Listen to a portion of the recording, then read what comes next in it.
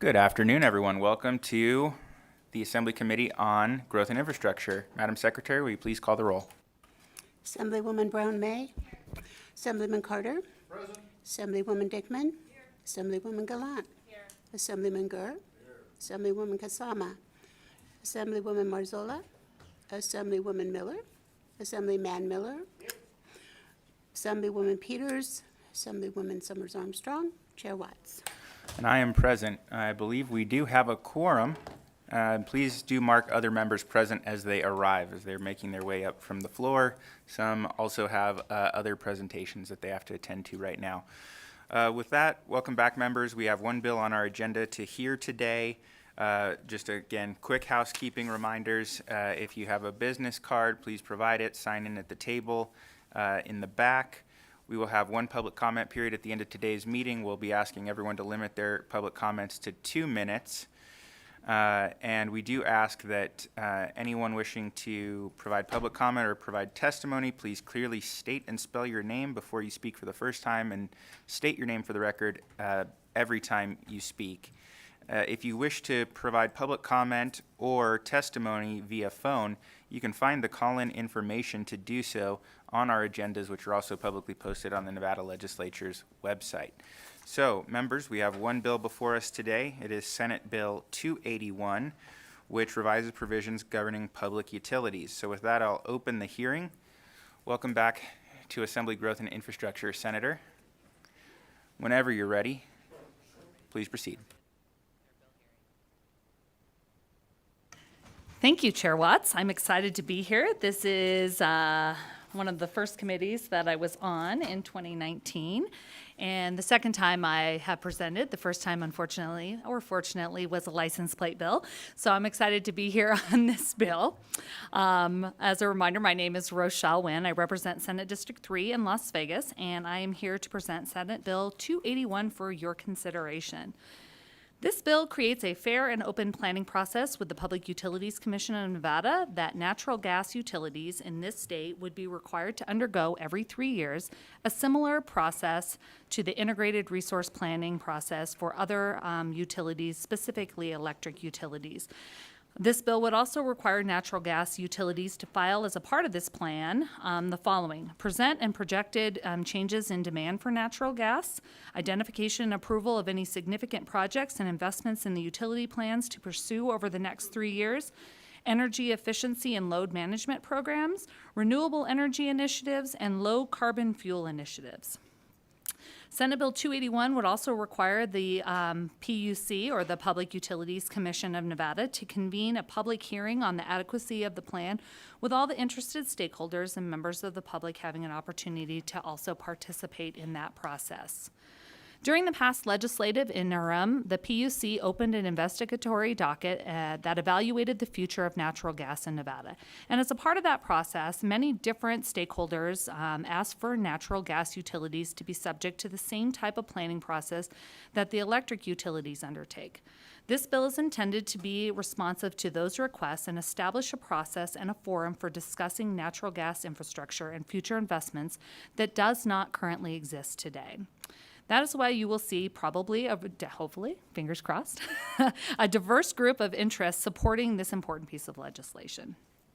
Senate Bill 281 increases transparency around natural gas infrastructure investments and provides an appropriate venue for stakeholders to participate in and provide feedback to utility regulators on the need for future natural gas investments and ensuring that those needs are met with the lowest reasonable cost to customers.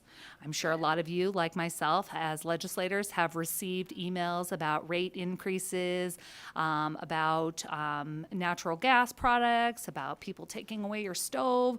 I think there's lots of different things, but right now there currently isn't a forum to currently discuss all of those issues, and this would create a more open and transparent process for the natural gas utilities. In addition to increasing transparency around natural gas infrastructure investments, and provides an appropriate venue, again, for stakeholders to participate in and provide that feedback, We are doing this obviously to ensure the needs are met with the lowest reasonable cost to customers. It also creates a pathway for natural gas utilities to submit proposals for helping customers and policymakers obtaining climate and greenhouse gas reduction goals through energy efficiency and load management programs, renewable energy initiatives, and low carbon fuel initiatives. I'm really proud of the work that went into getting to where we are on this bill here today as presented to you. And I will walk you through some of these bills, section by section, to kind of do that. I do have some people in the room that might be able to ask some more technical questions, both from the natural gas utility as well as the PUC. They are the subject matters on how this would be implemented, and I'm not going to pretend to know the ins and outs of all of those details. Sections 1 through 10 of the bill are definitions that set forth terms that are to be used in the filing of the planning process. One of the definitions that I did want to bring to your attention is in Section 10 of what qualifies as significant projects or investments that would be included in the filing to the PUC. Initially, what you are seeing before you is I think a second reprint, if I'm not incorrect about that. And initially, we had talked about setting a threshold of $10 million. It was a number that was based on the PUC's experience and expertise. However, it was later amended out, and that number would be currently, it would allow the PUC to set that cost threshold number. As you probably have seen over the past 3.5 months, sometimes putting numbers into statute is not always the best, because what $10 million is today in 5 years might be absolute or might not be accurate. And so I think the intent of that amendment was to put the people that are dealing with this on a daily basis in control of that through that public process and that rulemaking ability to ensure that the number isn't too low, isn't too high, isn't low enough that it disrupts routine day-to-day work, but isn't too high that it doesn't capture any of these projects. Other significant projects that the natural gas utilities would be required to file for under the plan include natural gas expansion projects, similar to projects that I know Southwest Gas, for example, have undertaken in Mesquite in Clark County and Spring Creek in Elko County. Pipeline replacement projects, the pursuit of any low-carbon fuels such as renewable natural gases and hydrogen, and upstream natural gas supply procurement needs and plans. Section 11 of the bill outlines the process the PUC must go through to determine the adequacy of the plan, including convening that public process that is open to all interested parties and members of the public that would like to participate. This section also outlines the criteria which the PUC would use to evaluate the plan. And I'm not going to go through all of them, but I will highlight a couple of them. In Section 11, subsection 4C, there is a cost effectiveness test that's a part of the plan. Also, if you look at subsection 4F, that part ensures that the plan include an explanation as to how it will mitigate adverse impacts to low-income and historically underserved communities. Moving on to Section 12 of the bill, it establishes the time frame which the PUC must act on this application, which is 210 days for the initial filing and 180 days for any amendments to the plan. And this is consistent with the electric utilities IRP process. Like I said, that is currently in place. Section 13 states that natural gas utilities cannot file a general rate case application 6 months before or after they file a plan as a part of this process. And Section 14 outlines all the components the plan must include. And these, again, include current and future demand forecasting, significant projects, and all those things that I currently outlined. Section 15 is some cleanup language in existing statute. 16 requires the PUC to adopt regulations necessary to carry out those provisions. And sections 17 and 18 were deleted by amendments in earlier versions before they came to you here in the Assembly. And finally, Section 19 makes the bill effective upon passage and approval. And with that, I will turn this back over to you, Chair, for any questions that you might have on this bill. Thank you very much. So that concludes your presentation, Senator. Wonderful. Thank you very much for the presentation. Before I turn it over to other members, again, just at a high level, essentially we're trying to create a comprehensive, holistic planning process for the gas utilities, similar to a process that we have for electric utilities. And so it's envisioned that the wide range of different kind of resource projects will be included in this.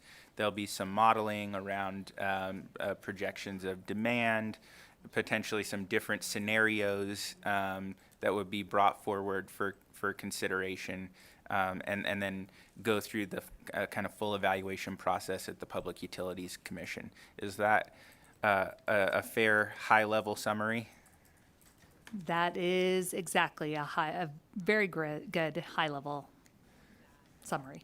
Thank you very much, Senator. And certainly have been having some conversations about numbers in statute, and so certainly understand and appreciate that approach of having some of those things put into regulation, both for the process of determining them, but also maintaining some of that flexibility moving forward. So with that, I'd like to open it up to questions from members of the committee. Seeing none. Okay. Assemblywoman Summers Armstrong. Thank you, Chair Watts, and thank you so much, Senator Nguyen, for your presentation. You kind of were speaking fast, and I just heard you speak about, I think it was Section 12, but it could have been another section, talking about the effect on the greenhouse gas in underserved communities. And could you just sort of go back over that a little bit, slower for me, so that I can make sure that I understood what you meant there? Thank you. Rochelle Nguyen for the record, and through you, Chair, to Assemblywoman Summers Armstrong. It's actually Section 11 of the bill, and this kind of gives I guess I don't want to say like a high-level outline of the process the PUC must go through in determining this.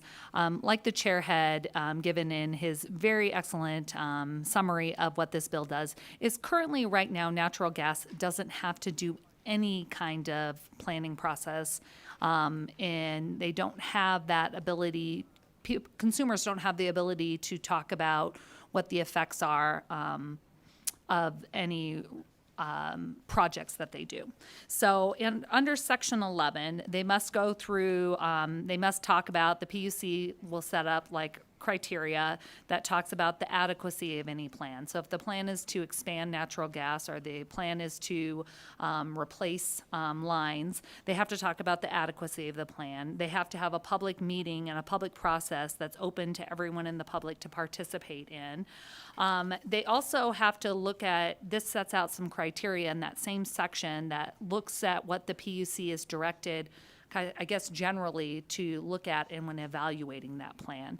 So what I had highlighted in there is subsection 4C under Section 11.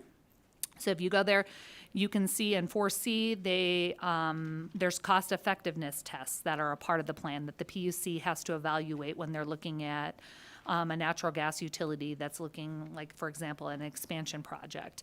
But we also added that subsection 4F in that same subsection 11 that talks about we want to have an explanation about how whatever the plan is will mitigate any adverse impacts to low-income or historically underserved communities. So, for example, trying to think of an example where you just want to make sure that those are groups that we haven't ever directed the PUC to make sure that is a part of the planning process, and we think that's important to make sure. I hope that answered your question. Thank you. Members, additional questions? Assemblywoman Peters. Thank you, Chair.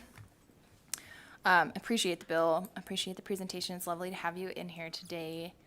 Can you tell us a little bit more about the intervenor process in here and how that plays into the PUC's decision making and the timelines on that? I'm going to phone a friend. I think probably our PUC people might be in the best position. And I do want to point out the PUC isn't neutral on this bill, but they might be able to talk about how the provisions of the bill would potentially be implemented. Again, they are a neutral position on this, but obviously this puts some requirements on them. So do you need them to ask the question again? Please. And Assemblywoman Peters, if you wouldn't mind restating that. The intervenor process, can you tell us how that would work with this new kind of practice, like the timelines and the implications there, and tell us a little bit about what it would look like in functionality? Sure. Thank you. For the record, Garrett Weir, General Counsel for the Public Utilities Commission. So this bill proposes in Section 11, subsection 2, a standard for intervention that's analogous to the intervention standard for electric resource planning cases, where rather than having to demonstrate a direct and substantial interest in a proceeding, a party to the case would merely have to demonstrate that they can contribute relevant information. So that's a lower bar for being able to participate. So we generally see more robust participation in these types of proceedings than we may see in proceedings such as rate cases where there's a more restrictive intervention standard. And timeline-wise, do you expect that to be an impediment at all, or? Thank you. For the record, Garrett Weir. We would see this as being aligned with how intervention would work with, for the timing with any existing process we have. So this would not extend the timeline compared to any sort of existing process that we have. Thank you. Members, any additional questions? Seeing none, thank you all very much for the presentation. With that, we will move to testimony. We'll start with testimony in support of Senate Bill 281. Anyone wishing to provide testimony in support, please come forward. Mr. Leadham, we'll start with you. Thank you, Mr. Chair, members of the committee. Appreciate the opportunity to testify in support of Senate Bill 281 today. We're in support of this bill for many reasons. We think this is good policy. It establishes a process that currently does not exist today, whereby the PUCN can consider and scrutinize our proposed investments prior to us making them, rather than the current process where they review them after they're made during a general rate case proceeding. Senator Nguyen mentioned this already. The PUCN opened an investigatory docket that evaluated the future of natural gas in the state of Nevada shortly after last session. It was a process that many stakeholders on both sides of the issue participated in over several months. And while there's still been no official conclusion to that process, we believe that establishing this planning bill and this planning process continues this discussion in front of the regulatory body we feel is best suited to make those determinations, and that's the PUCN. So we've worked with many different parties on this bill and think it's in a place where hopefully everyone can support it. And also just want to thank Senator Nguyen for all of her hard work and bringing all the parties together on this bill, and hope you can support it. Thank you. Thank you, and I think I messed this up by referring to you, but can you put your name for the record? Yes, I'm sorry. That was a rookie mistake. Scott Leadham, representing Southwest Gas for the record. Sorry. Thank you very much, Mr. Leadham. Appreciate it. Go ahead. Thank you, Chair Watson, members of the committee. For the record, my name is Christy Cabrera-Georgeson, and I'm the Deputy Director of the Nevada Conservation League. We are here in support of SB 281. Providing an IRP for gas utilities will help provide for long-term planning and transparency, and also make sure that the best interest of Nevadans is taken into consideration. We'd like to thank Senator Nguyen for bringing forward this bill and working with stakeholders. We know it's been a long process, and we're proud to support the bill you have in front of you today. Thank you. Thank you. Good afternoon, Chair and members of the committee. My name is Michaela Rosai with McDonald Carano, representing the Nevada Home Builders Association, Southern Nevada Home Builders Association, and the Builders Association of Northern Nevada. SB 281 ensures gas utilities can plan for growing demand and provide an avenue for all community stakeholders to participate without impeding economic development or housing growth. Thank you. Thank you. Good afternoon, Chair Watts, Vice Chair Brown May, for the record. Chelsea Capurro here on behalf of NRDC and EDF Action.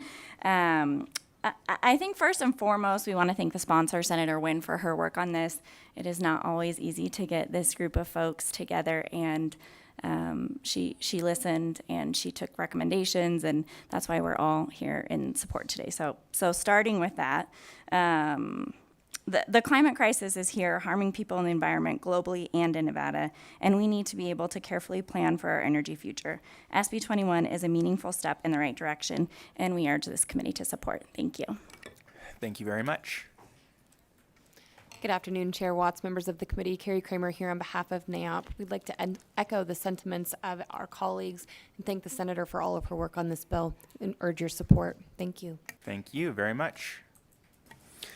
Thank you, Chairman Watts, committee. I'm here, Terry Graves, for the record. I'm here with the Nevada Trucking Association, Nevada Manufacturing Association.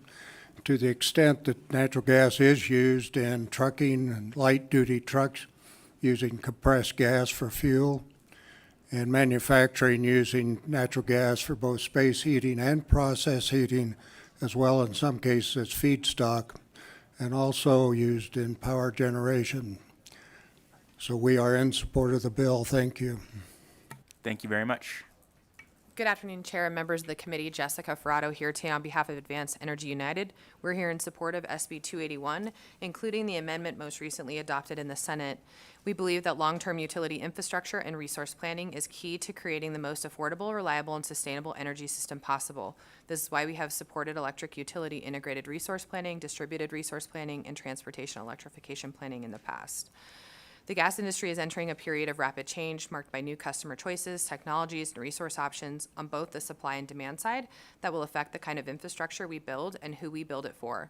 Because that infrastructure has significant costs and because ratepayers pay those costs over decades, a sound and transparent planning process that compares investment options is the only way to ensure that we spend ratepayer dollars wisely. The legislation before you is a product of many conversations and compromise between Nevada's industries, the utility, and stakeholders in this room today. I want to thank Senator Wynn for all her work. This has been quite the negotiation, and I'm very grateful for the time she took with all of the parties. We believe that this is an important improvement over the next status quo for gas utilities throughout the state and ask for your support. Thank you. Thank you. Hello, Chair and members of the committee. My name is Jamarian Williams, and I'm the Government Affairs Manager for Western Resource Advocates. Western Resource Advocates appreciates Senator Wynn for sponsoring a resource planning bill for gas utilities in Nevada. Utility resource planning is an important part of ensuring that customers pay for the most cost-effective and reliable resource portfolio. Only after a transparent and comprehensive resource or review of all available resources considered under various scenarios can the utility regulators, stakeholders, and customers be confident that the long-term investments are in the public's best interest. Senate Bill 281 provides a foundation for this process that we look forward to building on with stakeholders and the PUC moving forward. Thank you. Thank you very much. Chair Watts and members of the committee, my name is Jane Amone, and I'm the External Affairs Director for the Nature Conservancy in Nevada. TNC supports Senate Bill 281 because we support actions that will help our communities mitigate and adapt to climate change. Natural gas supply planning is an important component of achieving our climate goals. For the past several years, the Nature Conservancy has been mapping pathways for how Nevada can achieve net zero emissions by 2050. The findings from our research revealed that technologies for removing carbon dioxide from point source or by direct air capture is necessary to achieve net zero emissions. To this end, we appreciate that Senate Bill 281 includes a definition for carbon capture, use, and storage. As the state plans for and builds carbon capture and storage, we think it's important to have a complete and accurate definitions for these technologies in statute. As such, we have suggested a few revisions to the definition for carbon capture and storage in Section 3, and we just want to state them here for the record. First, we suggest adding the words point source capture to the definition so that it includes carbon emissions from natural gas facilities that are captured at the source. Second, Section 3 only defines carbon capture. It does not define carbon use or storage. We recommend deleting the words use and storage from the definition. Alternatively, the definition could be expanded to include carbon storage, which we suggest as follows. Carbon storage means the permanent storage of carbon dioxide after it has been captured either at a point source or by direct air capture. Overall, TNC is supportive of Senate Bill 281. We appreciate the opportunity to express that support along with our suggestions for carbon capture and storage definition. Thank you to Senator Wynn for bringing this bill forward, and thank you to the committee for hearing our testimony. Thank you very much. Good afternoon, Chair Watson, members of the committee. For the record, my name is Nick Schneider, representing the Vegas Chamber, and we are in support of SB 281. We appreciate the efforts for additional transparency and parity in the resource planning process for natural gas. I'll just go ahead and echo most of the comments of my colleagues, and we look forward to many years to come of reliable energy access, especially with natural gas in that portfolio. Thank you. Thank you. Go ahead. Good afternoon, Chair Watts and members of the committee. For the record, Christina Kleist with Brownstein here today representing the Latin Chamber. The Latin Chamber supports SB 281, particularly the increase in transparency related to natural gas infrastructure, investments, and fostering an appropriate venue for participation by stakeholders to provide feedback to utility regulators. We urge your support so future infrastructure investments can be made while ensuring those needs are met with the lowest reasonable cost to consumers. Thank you. Thank you very much. Seeing no one else coming forward in Carson City at this time, we'll go down to Las Vegas. Please go ahead.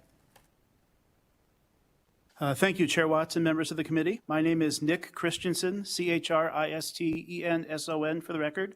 I'm a volunteer member of the Sierra Club's Nevada Legislative Committee. On behalf of the club and our members and supporters statewide, I'm speaking in support of SB 281.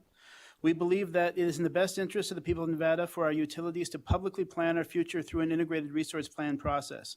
We are pleased to see that under this bill, Nevada's methane utilities would participate in this process. It also appears to us that these requirements directly parallel those provisions for electrical utilities, which we also feel are entirely appropriate. Consequently, we support this bill. Thank you for your time. Thank you very much. If anyone else wishes to come forward in person, please do. In the meantime, Broadcast Production Services, let's check the phones for anyone wishing to testify in support of Senate Bill 281.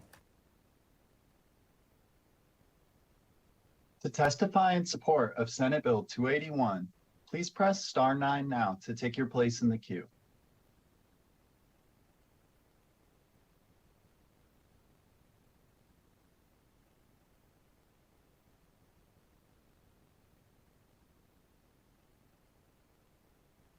Caller with the last 3 digits 749, you are unmuted and may begin.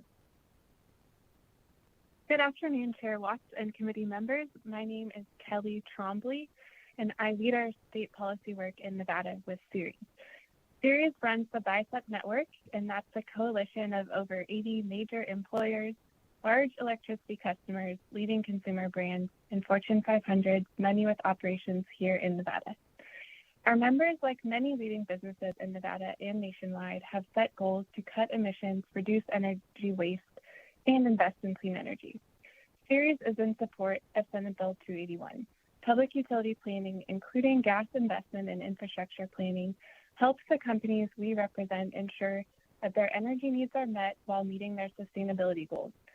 And such planning helps utilities ensure that they make decisions to serve the complex needs of Nevada's growing technology and energy-intensive industries. Given the imperative to take action to address Nevada's energy future, high and unpredictable gas costs, and address emissions that threaten public health, we also believe that a strengthened commitment to planning would benefit Nevada's people and its economy. We respectfully ask that you vote in support of this bill, and we look forward to working with you on policies that establish transparency, planning, competition, and reliability in both access and cost. Thank you very much. Thank you. BPS, next caller, please. There are no other callers at this time. Thank you. With that, we'll move to testimony in opposition of Senate Bill 281. Anyone wishing to provide testimony in opposition in person, please come forward. Seeing nobody coming forward, BPS, can we check the phones? There are no callers to testify in opposition at this time. Thank you. We'll now move to testimony in the neutral position on Senate Bill 281. Anyone wishing to provide testimony in neutral, please come forward. Seeing nobody coming forward at this time, BPS, can we check the phones once more? There are no callers to provide testimony at this time. Thank you. Any closing comments, Senator? Waived? All right. Thank you for that. With that, I'll close the hearing. Members, as you have probably started to hear recently, pursuant to our Assembly standing rules, I have received authorization from the Speaker to waive our traditional 24-hour requirement between hearing a bill and taking final action on it. So with that, I am going to open the work session on Senate Bill 281. Members, any questions on this bill? Seeing none, I would accept a motion to do pass Senate Bill 281.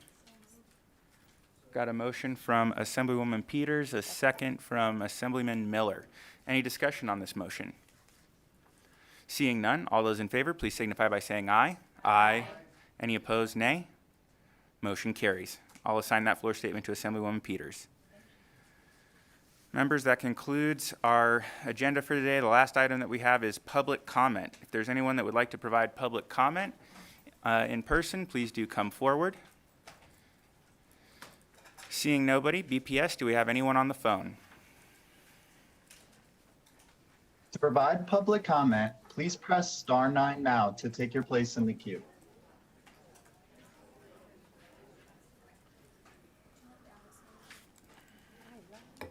There are no callers choosing to provide public comment at this time.